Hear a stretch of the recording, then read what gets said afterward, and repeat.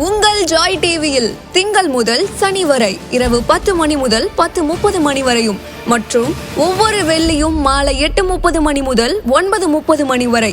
செங்கடல் இருந்தாலும் வைப்பண்டா ஒரு ஸ்டெப்பு முன்னாடி, எரிகோ வந்தாலும் வைப்பண்டா ஒரு ஸ்டெப்பு முன்னாடி, யோர்தான் வந்தாலும் வைப்பண்டா ஒரு ஸ்டெப்பு முன்னாடி, கோலியாத்து வந்தாலும் வைப்பண்டா ஒரு ஸ்டெப்பு முன்னாடி, பின்னாடி மட்டும் வச்சிட மாட்டேன். ரிவைவல் நைட் என்ற நிகழ்ச்சியின் மூலமாக தீர்க்க தரிசன செய்திகளை சகோதரர் பீட்டர் எல்விஸ் பிரசங்கிப்பார் மற்றும் சகோதரி அனிதா பீட்டர் அவர்கள் துதி ஆராதனை ஏறெடுப்பார்கள்.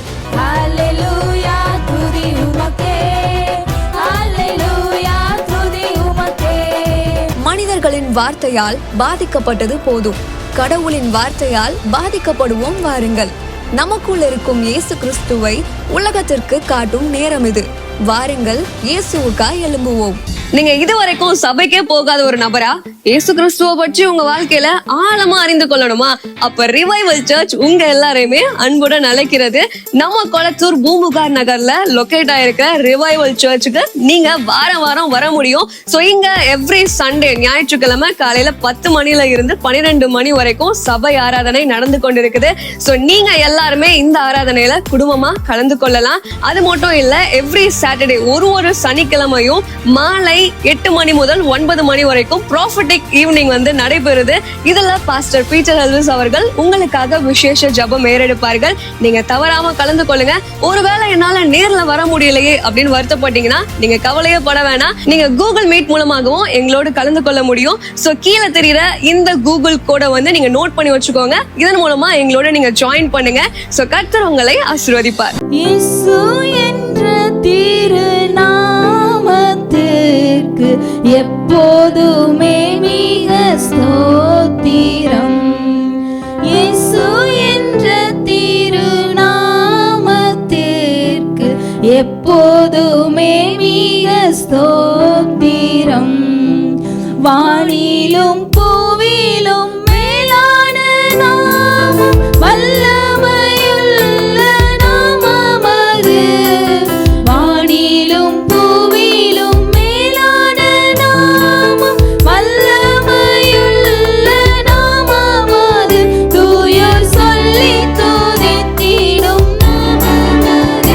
தூயோர் சொல்லி துதித்திடும் நாமம் அது. இயேசு என்ற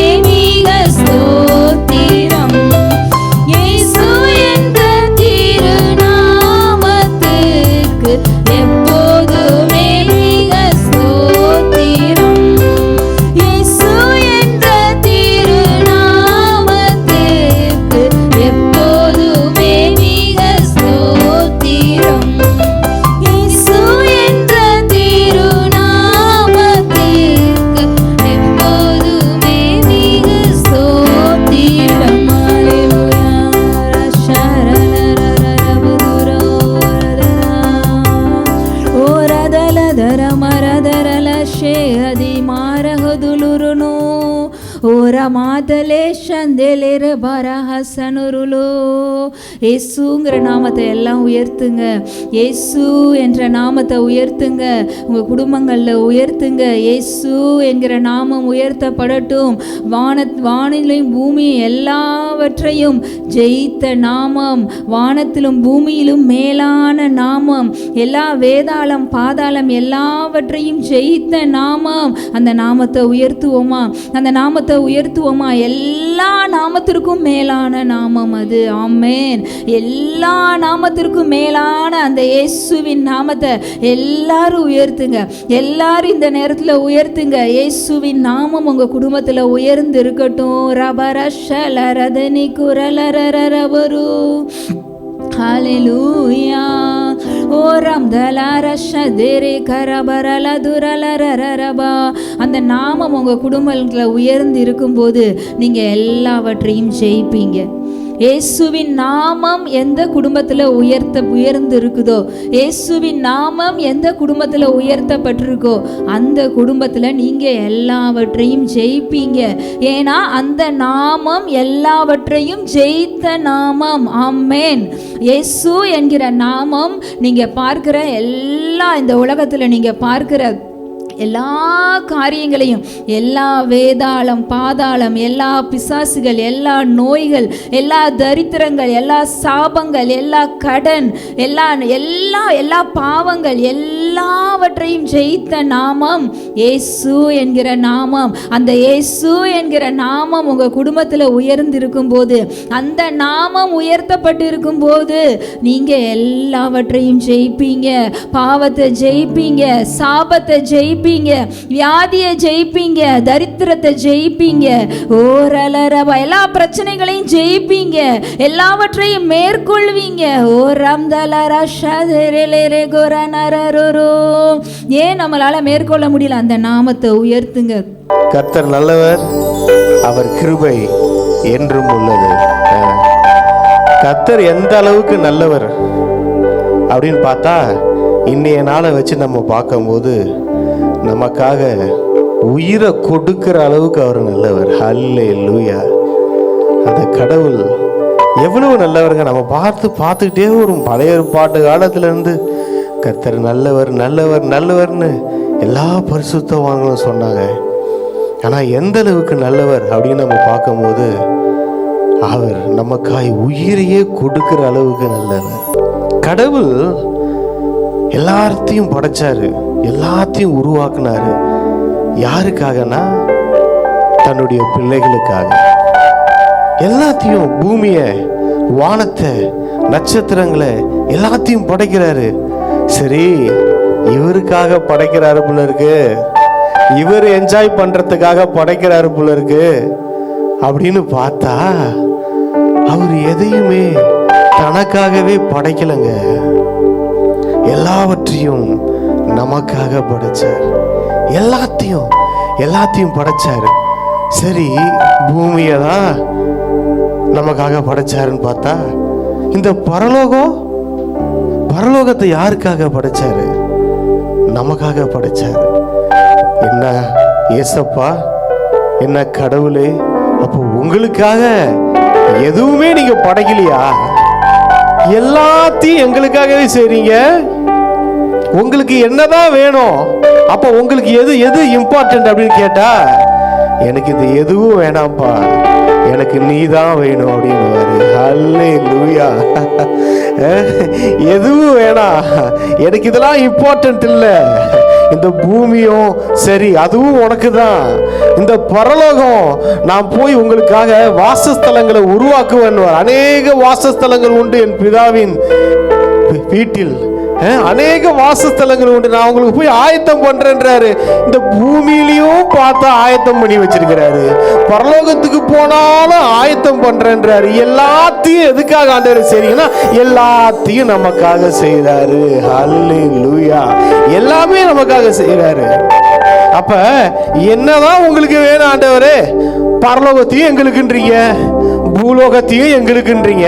அப்ப உங்களுக்கு என்னதான் வேணும் அப்படின்னு கேட்டா, நீ தான் வேணும். ஹல்லேலூயா. அவரு மனசு நம்மளையே சுத்தி சுத்தி வருதுங்க. நம்ம மனசு வேற எதையும் சுத்தக்கூடாது பாரு. அந்த தெய்வத்தோட அன்பை உணர்ந்துட்டோம்.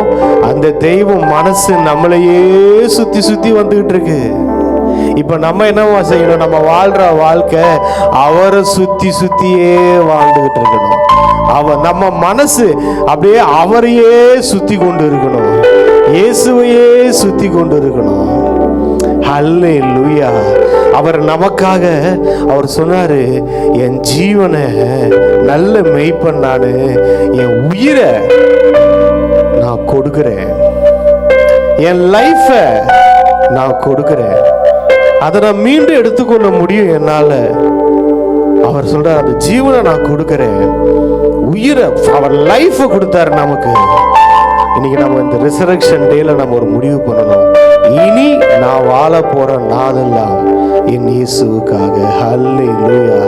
பரலோக ராஜ்யத்துக்காக, ஆண்டவருக்காக, அவருக்காக நான் ஒரு வாழ்க்கை. சில பேர் சொல்லுவாங்க, என்னங்க எதுக்குங்க வாழ்றீங்க அப்படின்னு கேட்டா, என் பிள்ளைக்காக வாழ்றேங்க, இல்லைன்னா என் புருஷனுக்காக வாழ்றேங்க, என் பொண்டாட்டிக்காக வாழ்றேங்க, என் சொத்து நிறைய இருக்குங்க, சொத்து அனுபவிக்கணும்ல அதுக்காக வாழ்றேன், இல்ல பதவி பேர் புகழ் அதுக்காக வாழ்றேன் அப்படின்வாங்க. இது பாருங்க, நம்ம தெய்வம் நமக்காக வாழ்ந்து கொண்டிருக்கிற தெய்வம். அந்த தெய்வத்துக்காக ஒரு வாழ்க்கை. இந்த வாழ்க்கைய அந்த தெய்வத்துக்காக வாழணும். எல்லாவற்றையும் கொடுத்தாரா. சொந்த குமாரன் என்றும் அவர் பார்க்கவே இல்லை. சொந்த குமாரன் என்றும் பாராமல் அவரையே நமக்காக தந்தவர். மற்ற எல்லாவற்றையும் அதான் நான் சொன்னேன், ஜீசஸே கொடுத்துட்டாரு, வேற என்ன நமக்கு கொடுக்க மாட்டாரு? நம்ம பரமபிதா. வேற ஜீசஸுக்கு மேல ஏதாவது ஒண்ணு இருக்கா? ஜீசஸ்க்கு மேல ஒண்ணு இல்ல. அப்ப அந்த ஜீசஸையே நமக்காக சொந்த குமாரன் என்று பார்க்காம கொடுத்துட்டாரு. மற்றதெல்லாம் பார்த்து பார்த்தா கொடுப்பாரு, ஆசீர்வாதத்தை பார்த்து பார்த்தா அளந்து போடுவாரு, உங்களுக்கு சுகத்தை பார்த்து பார்த்தா கொடுப்பாரு, கொஞ்சம் கொஞ்சம் கிள்ளி கிள்ளியா கொடுப்பாரு. அதவே பார்க்காம கொடுத்துட்டாருன்னா உங்க சொல்றேன் பாருங்க, உங்க வாழ்க்கையில ஆண்டவர் எல்லாத்தையும் வாரி இறைப்பாரு பாருங்க, வாரி இறைப்பாரு, வாரி இறைப்பாரு. இந்த ரிசரக்ஷன் டேல சொல்றேன், ஆண்டவராகிய இயேசு கிறிஸ்து அவர் மரித்து அந்த பூமிக்குள்ள அப்படி போகும்போது பாத்தீங்கன்னா கண் மலைகள் பிளந்ததாம், பூமி அதிர்ந்ததாம். சில பேர் மரித்து போயிருந்த பரிசுத்தவான்கள் உயிரோட எழும்பினார்களாம். அல்லேலூயா. சில பேருக்கு போய் காணப்பட்டார்களாம். The power, the resurrection power, அந்த ரிசரக்ஷன் பவர் தான் இன்னைக்கு நமக்குள்ள இருக்கு. கிறிஸ்துவை மரித்தோரிலிருந்து உயிர்ப்பித்த ஆவியானவர் நமக்குள்ள வாசம் செய்து கொண்டிருக்கிறார். இந்த ஆவியானவர் எப்படி தெரியுமா? உங்க லைஃப்ல ஏதாவது மரிச்சு போச்சுன்னு சொல்றீங்களே, செத்து போயிடுச்சிங்க அப்படின்றீங்களா, அதெல்லாம் உயிரோட எழுப்புகிற ஆவியானவர். லாசருவ 4 நாள் உள்ள இருந்த லாசருவ உயிரோட எழுப்புன ஆவியானவர். அல்லேலூயா. ஆண்டவராகிய இயேசு கிறிஸ்துவை மரித்தோரிலிருந்து உயிரோடு எழுப்பின ஆவியானவர். அல்லேலூயா. வசனம் சொல்றது, சாவுக்கு ஏதுவான உங்கள் சரீரங்களையும் அவர் உயிரோடு எழுப்புகிறவர். அல்லேலூயா. உங்க சரீரத்தில் ஏதாவது உறுப்பு பாதிக்கப்பட்டிருக்குன்னு வச்சுக்கோங்களேன், அந்த உறுப்பை இப்ப ஆண்டவர் உயிரோடு எழுப்புகிறார். அல்லேலூயா. ஒரு ஹீலிங் சர்வீஸா இருக்க போது, ஒரு ப்ராஸ்பரிட்டி சர்வீஸா இருக்க போது, அவர் மரித்து உயிரோடு எழுந்த போது பாத்தீங்கன்னா கூட இருந்த நிறைய பரிசுத்தவான்கள் அந்த பவர்ல எழும்பிட்டாங்க. அந்த ரிசரக்ஷன், அவர் உயிரோடு எழுந்ததுக்கு அப்புறம் அநேக பேருக்கு காணப்பட்டார்களாம். அந்த உயிரோட கிறிஸ்துவை உயிரோட மரித்தோரிலிருந்து உயிரோட எழுப்பின ஆவியானவர். இந்த ஆவியானவருக்கு ஒரு ஒரு ஒரு பழக்கம் இருக்குங்க, ஒரு பழக்கம் இருக்கு. என்னங்க இந்த ஆவியானவருக்கு பழக்கம்னா, ஏதாவது மரித்து போயிருந்துச்சுன்னா அது ஈஸியா உயிரோடு எழுப்பிடுவார். ஹல்லேலூயா. ஏதாவது மரித்து போயிருந்துச்சு உங்க வாழ்க்கையில, ஏதாவது ஒரு ஆசீர்வாதங்கள் மரித்து போயிருந்துச்சு, அது அவருக்கு பிடிக்காது. ஹல்லேலூயா. அது அவர் உயிரோட எழுப்பி விடுவார். இந்த நேரத்துல பாருங்க, உங்க லைஃப்ல இந்த செய்தியை கேட்டுக்கொண்டிருக்கும் போதே உங்க லைஃப்ல எதெல்லாம் மரித்து போயிருந்ததோ அதெல்லாம் உயிரோட எழும்புறத நீங்க பாப்பீங்க. ஆவியானவர் உங்களுக்குள்ள இருந்து எழுப்பி விடுகிறத பாப்பீங்க. ஹல்லேலூயா. பாட்டு பாடினாங்க பாருங்க, மரணமே உன் கூர் எங்கே, பாதாளமே உன் ஜெயம் எங்கே. வசனத்தை படிங்க. 1 கொரிந்தியர் 15 அதிகாரம் 56 வசனம். மரணமே உன் கூர் எங்கே, பாதாளமே உன் ஜெயம் எங்கே. பாருங்க, இந்த கத்திக்கு ஒரு ஷார்ப்னஸ் இருக்குல்ல, அந்த ஷார்ப்னஸ் போயிடுச்சுன்னா அது கத்தியே கிடையாது. அந்த கூறு போயிடுச்சுன்னா, அருவா வச்சிருப்போம் பாருங்க, அது போச்சுன்னா போய் என்ன சொல்ல, தீட்டுவோம். அந்த மாதிரி அந்த ஷார்ப்னஸ் போயிடுச்சுன்னா அதுக்கு வேல்யூவே இல்லைல்ல. ஆண்டவர் என்னமா செஞ்சாரு, அந்த மரணம் எல்லாரையும் வெட்டிக்கிட்டு இருந்துச்சு, அந்த மரணத்தோட ஷார்ப்னஸ் என்ன பண்ணிட்டாரு, மழுங்க பண்ணிட்டாரு. அல்லேலூயா. இதுக்கப்புறம் அந்த மரணம் யார் லைஃப்லயும் வர போறதில்ல. மரணமே உன் கூர் எங்கன்னா கூறு காணாம போயிடுச்சு. அல்லேலூயா. இங்க பாருங்க, உங்க வாழ்க்கையில இது நாள் வரைக்கும் இருந்த மரணம், அது ஏதோ ஒண்ணு, அது செழிப்பா இருக்கலாம், ஏதோ ஒரு ஆசீர்வாதமா இருக்கலாம், இல்ல சுகமா இருக்கலாம். இந்த ரிசரக்ஷன் டேல சொல்றேன், எல்லாம் உயிரோடு எழும்ப போகிறது. ஹல்லேலூயா. இயேசு எங்க உயிரோடு எழுப்பினார் என்றால், நம்ம வாழ்க்கையில எதெல்லாம் மரித்து போயிருக்கோ அது எல்லாவற்றையும் இந்த நாள்ல உயிரோடு எழுப்ப போகிறார். ஹல்லேலூயா. ஒண்ணு கூட உங்க லைஃப்ல அது மரித்து இருக்குங்க, அது இல்லாம இருக்குங்க அப்படினே இல்ல. உங்களுக்கு ஆயத்தம் பண்ணினது எல்லாம், கர்த்தர் உங்களுக்காக நியமித்தது எல்லாம், அது உயிரோடு எழும்புறத நீங்க பாப்பீங்க, புதுசா பிறக்கிறத நீங்க பாப்பீங்க. ஹல்லேலூயா. மரணத்தின் கூர் அங்க இல்லாம போயிடுச்சுங்க. மரணம் என்ன தெரியுமா, சாத்தானுடைய ஷார்ப்னஸ் அவரு மழுங்க பண்ணிட்டாரு. இப்ப என்ன தெரியுமா ஆயிடுச்சு, இந்த ஜீவனுடைய ஷார்ப்னஸ் தீட்டப்பட்டுடுச்சு. ஹல்லேலூயா. ஜீவனுடைய ஷார்ப்னஸ் தீட்டப்பட்டுடுச்சு. இப்ப இந்த ஜீவன் ஷார்ப்பா இருக்குங்க. இந்த ஜீவன் இப்ப ஷார்ப்பா இருக்கு. என்ன தெரியுமா, ஏதாவது வியாதி வந்துச்சுன்னு வச்சுக்கோங்களேன், இந்த லைஃப் காட்ஸ் கடவுளுடைய ஜீவன் நமக்குள்ள இருக்குல்ல, இது ஷார்ப்பா இருக்குல்ல, ஏதாவது வியாதி வந்துச்சு அதை கிழிச்சிரும் இந்த ஷார்ப். அல்லேலூயா. மரணத்துடைய கூறு மழுங்கடிக்கப்பட்டது என்றால் நமக்குள்ள கிறிஸ்துவின் ஜீவன் எப்படி இருக்கு, ஷார்ப்பா இருக்கு. ஏதாவது தரித்திரம் வருதுன்னு வச்சுக்கோங்களேன், அந்த தரித்திரத்தை இந்த ஷார்ப் கிழிச்சிரும். அல்லேலூயா. வேற ஏதாவது பிசாசின் கிரியைகள் வருது, பாவங்கள் வருதுன்னு வச்சுக்கோங்களேன், இந்த ஷார்ப் அதை கிழிச்சிரும், அதை கிழிச்சிரும். சிலுவையில் நடந்த ஒரு காரியம் என்ன தெரியுமா, சிலுவையில அவன் நம்ம சாத்தான குத்துயிரும் கொலை உயிருமா ஐசியூ வார்டில் அட்மிட் பண்ணிட்டார் ஆண்டவர். அவனை அடின்னு அடிச்சு அவன் தலையை நசுக்கி அவனை குத்துயிருமா கொலை உயிருமா ஐசியூ வார்டில் ஆக்சிஜனை வச்சு உயிருக்கு போராடிக்கிட்டு இருக்கிற ஒரு ஆளை பார்த்துருக்கீங்களா?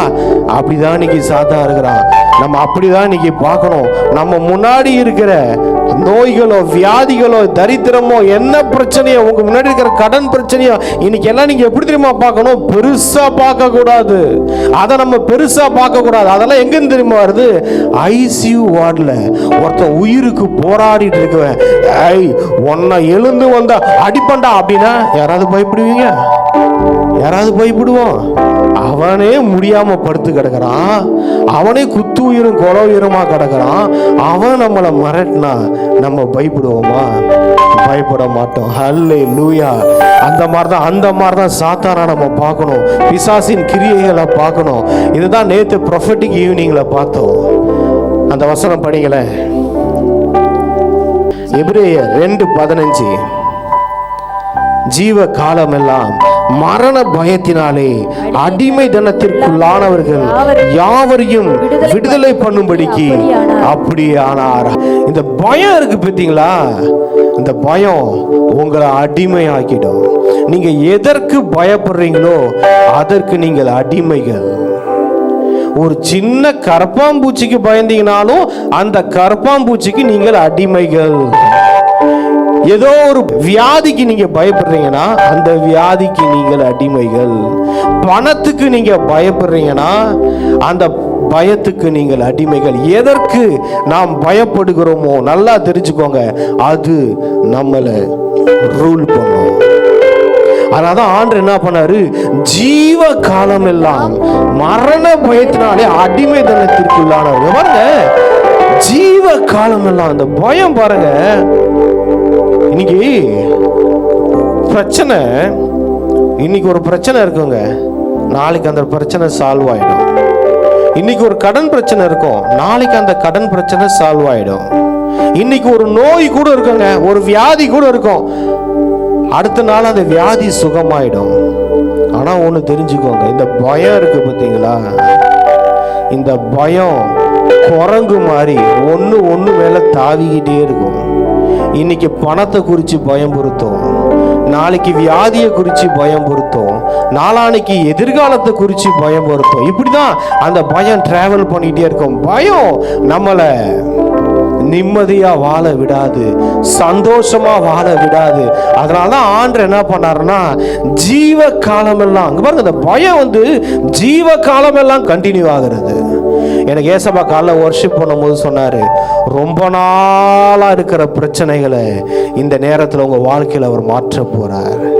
அவர் சிலுவையில் செஞ்சது என்ன தெரியுமா, ரொம்ப நாளா இருந்தது, ஜீவ காலம் எல்லாம் இருந்த காரியங்கள். சில பேர் சொல்லுவாங்க, இந்த நோய்ங்க இது ஜெனரேஷன் சம்பந்தப்பட்டது, பரம்பரை வியாதி, இது ஜீவ காலம் எல்லாம், இதுக்கு ட்ரீட்மெண்டே இல்லைங்க, கடைசி வரைக்கும் நீங்க இப்படிதான் இருக்கணும் அப்படின்னு சொன்ன வியாதிகள் இப்ப சுகமாகி கொண்டு இருக்கிறது. ஹல்லேலூயா. ஜீவ காலம் எல்லாம் இருக்கும். டாக்டர் உங்களுக்கு ஏதாவது சொல்லி இருந்தாரா, இந்த சுகருங்க உங்க லைஃப் முடிகிற வரைக்கும் தாங்க இருக்கும், வேற வழியே இல்லைங்க, உங்க ஜீவ காலம் எல்லாம் நீங்க சுமந்து தான் ஆகணும்னு சொல்லி இருக்கிறாங்களா? அத சிலுவையில அவர் ஆணி அடித்து வெற்றி சிறந்தார். ஹல்லேலூயா. பயம் வாழ்நாள் முழுவதும் நீங்க பயத்துல வாழ்றது கர்த்தருடைய சித்தமே கிடையாது. கர்த்தருடைய சித்தமே கிடையாது. வேதத்துல பார்க்கிறோம், பயந்தவங்க தேவனுடைய ஆசீர்வாதங்களை சுதந்திரிக்காம போனதை நம்ம பார்க்கிறோம். ஆண்டவர் நமக்கு எப்படி தெரியுமா கொடுத்திருக்கிறாரு, பயமுள்ள ஆவியை கொடுக்கல, அன்பும் பலமும் தெளிந்த புத்தியும் உள்ள ஆவியை கொடுத்திருக்கிறாரு. இங்க பாருங்க, ஆண்டவர் பயத்துக்கு ஆப்போசிட் என்ன தெரியுங்களா, அன்பு வருது. பயத்துக்கு பயத்தை கொடுக்கல, அப்ப என்னங்க கொடுத்தீங்க? பயத்தை கொடுக்கலாம், அன்பின் ஆவி. ஏன்னா பூரண அன்பு பயத்தை புறம்பே தள்ளும், எட்டி உதைக்குங்க பயத்தை. பூரண அன்பு பயத்தை எட்டி உதைக்கும். எந்த பூரண அன்பு அப்படின்னு கேட்டீங்கன்னா, ஆண்டவர் மேல இருக்கிற உங்க அன்பு, உங்களுக்கு ஆண்டவருக்குள்ள உறவு அந்த பயத்தை எட்டி உதைக்கும். ஏதாவது ஒரு பயம் இருக்குதுன்னு நினைச்சுக்கோங்களேன், என்ன விஷயம்னா இன்னும் ஆண்டவரை குறித்த வெளிப்பாடு நமக்கு இல்லை, அதுதான் பயப்படுறோம். அந்த ஆண்டவர் மேல இருக்கிற அன்பை இன்க்ரீஸ் பண்ணிடுங்க. ஏதாவது ஒரு பயங்க, இதை குறிச்சு ஒரு பயம் இருக்குங்க, ஒரு ஃபைனான்ஸை குறிச்சு ஒரு பயம் இருக்குங்க, இல்ல வர வேண்டிய பணத்தை குறிச்சு இந்த பணம் வருமா இல்ல வராதா அப்படின்னு ஒரு பயம் இருக்குங்க அப்படின்னு இருக்கீங்களா, அந்த இடத்துல ஒன்றும் செய்ய வேண்டாம். அந்த இடத்த இந்த பூர அன்பு, தேவ அன்பால, அவரோடு உள்ள உறவால நல்லா ஃபில் பண்ணுங்க. அந்த அன்பு வர வர வர வர அந்த அன்பு உங்க இருதயத்துல ஊற்றப்பட ஊற்றப்பட ஊற்றப்பட பயங்கள் மறைந்து போறதை நீங்க பார்ப்பீங்க. அதுக்காக பயங்கரமான நீங்க உபவாசம் இருக்கணும். அப்பா என்ன செய்யலாம், அதை பண்ணலாமா இதை பண்ணலாமா, ஒண்ணு இல்லை. ஆண்டவரோட உறவு. இப்ப நம்ம என் வீட்டுல இருக்க என் 2 பசங்க என்ன செய்வாங்க, நான் அப்பான்றதுனால அந்த உறவு இருக்கிறனால என்ன செய்வாங்க, என் மேல ஏறுவாங்க, என் மேல குதிப்பாங்க, என்னை கட்டி பிடிப்பாங்க, என்னை ஹக் பண்ணுவானுங்க, எனக்கு கிஸ் பண்ணுவாங்க. அங்க பயம் இருக்காது, ஏன்னா இது என்னோட அப்பா அப்படின்றது உறவு. பயத்தை புறம்ப தள்ளிடுது. இதே பக்கத்து வீட்டு போய் அதை செய்ய மாட்டாங்க, டீசெண்டா வருவானுங்க, உட்காருவாங்க, ஹாய் அங்கிள் அப்படின்னு பேசிட்டு போயிடுவாங்க. ஏன்னா அங்கே உறவு இல்லை, அங்கே ஒரு பயம் இருக்கும், இன்னொருத்தவங்க வீட்டுக்கு வந்திருக்கிறோம் அப்படின்னு. பிரியமானவர்களே, இன்னைக்கு என்ன தெரியுமா, அந்த பயத்தை புறம்ப தள்ளுறது என்ன தெரியுமா, ரிலேஷன்ஷிப், உறவு. அந்த உறவு தான் இந்த பயத்தை வெளியே தள்ள. அந்த உறவு எப்படிங்க க்ளோஸ் ஆகிறதுனா அன்பு. நீங்க இதுவரைக்கும் சபைக்கே போகாத ஒரு நபரா இயேசு கிறிஸ்துவ பற்றி உங்க வாழ்க்கையில ஆழமா அறிந்து கொள்ளணுமா? அப்ப ரிவைவல் சர்ச் உங்க எல்லாரையுமே அன்புடன் அழைக்கிறது. நம்ம கொளத்தூர் பூம்புகார் நகர்ல லொகேட் ஆயிருக்கிற ரிவைவல் சர்ச்சுக்கு நீங்க வாரம் வாரம் வர முடியும். சோ இங்க எவ்ரி சண்டே ஞாயிற்றுக்கிழமை காலையில 10 மணில இருந்து 12 மணி வரைக்கும் சபை ஆராதனை நடந்து கொண்டிருக்குது.